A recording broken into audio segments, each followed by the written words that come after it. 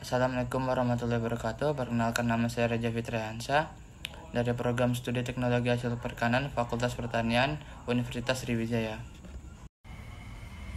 Dalam video ini, saya akan menampilkan cuplikan berita yang berisi tentang pembegalan sadis yang dilakukan terhadap pria lanjut usia yang terjadi di daerah Sumatera Utara. Di sini saya akan memberikan tanggapan dan menghubungkannya dengan nilai-nilai yang ada pada Pancasila. Tugas ini merupakan dari mata kuliah Pancasila. Baik, langsung saja ke videonya.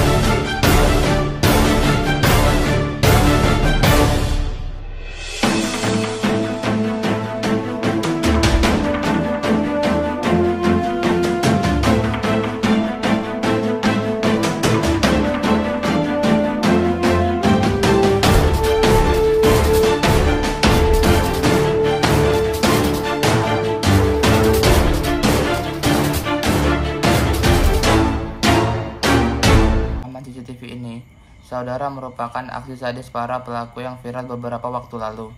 Saat itu, pelaku berhasil merampas sepeda motor korbannya yang merupakan seorang pria lanjut usia. Tidak hanya membawa sepeda motor, pelaku juga melukai korban hingga menyebabkan tangan korban nyaris putus. Pelaku yang berperan sebagai eksekutor berhasil ditangkap dan dibekukan oleh polisi gabungan Polreskrim Medan. Dari pendapat saya tentang video ini bahwa pembegalan merupakan tindak kejahatan yang bertentangan dengan nilai Pancasila. Dengan melihat semua masalah tersebut, sebaiknya langkah pertama yang dilakukan pemerintah adalah lebih memberikan penyuluhan rutin tentang Pancasila kepada masyarakat, terutama ditekankan kepada nilai-nilai yang terkandung dalam Pancasila.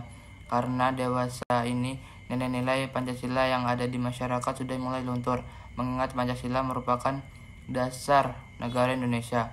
Selain dasar negara, Pancasila juga perlu dianggap sebagai peninggalan kaum terdahulu dan harus dijaga baik secara simbolik maupun dalam kehidupan sehari-hari.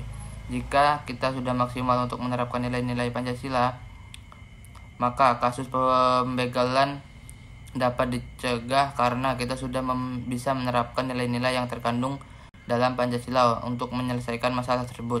Langkah kedua terpusat kepada pihak yang berwenang, di mana mereka harus lebih sigap dalam mengawasi kriminalitas yang ada. Misalnya, mereka bisa berkoordinasi untuk melakukan patroli pada malam hari, terutama di titik-titik yang rawan terhadap kriminalitas, supaya penegakan hukum yang ada di Indonesia bisa lebih efisien dan efektif.